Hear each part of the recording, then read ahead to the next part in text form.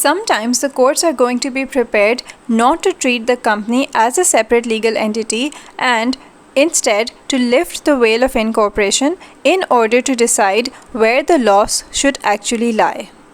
So in this case, the company was basically being used in order to evade contractual obligations. Let's look at the facts of this case in order to understand what I just said.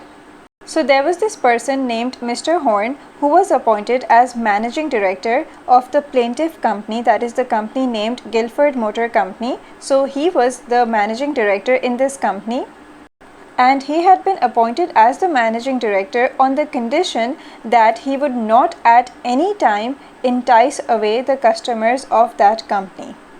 And notice that I specifically put emphasis on the phrase "at any time", because later on what happened is that he formed a new company and he started to carry on the same business through this new company. But if you recall, when he was working as an employee, that is as a managing director for the previous, that is the former company, he had been bound by this particular condition that he would never take away the customers of that company. So obviously this particular company, that is Guilford Motor Company, filed a case against Mr. Horn for breaking the agreement. And interestingly, Mr. Horn tried to argue that he was obviously himself bound by that agreement, but the company itself as a separate legal entity was not bound by that agreement that he had made as a former employee of that old company.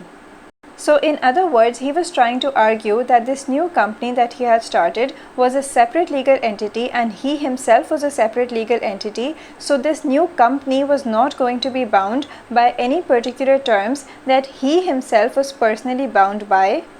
And therefore, since it was the company that was taking away the customers of that other company, so he was not liable in any way at all.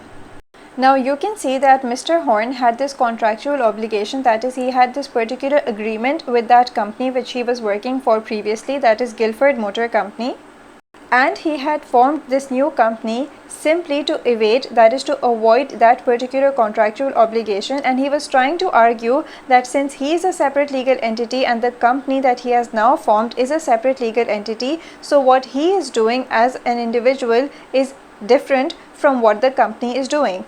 So in short, his argument was that it's the new company that is soliciting the customers of that other company, and this particular new company has no sort of contractual obligation with that old company. So obviously he was trying to hide behind this new company in order to avoid his original contractual agreement with that other company.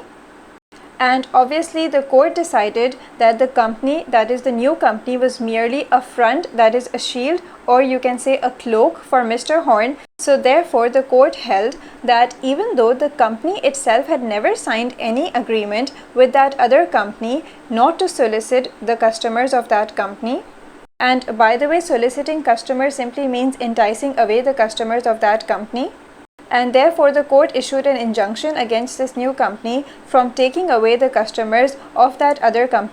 And the reason on the basis of which the court decided, that is took this particular decision, was that the court could see that Mr. Horn was using this company, that is the new company that he had formed, as a mere cloak for the purpose of enabling himself to breach his agreement with the previous company that he was working for, that is Guilford Motor Company.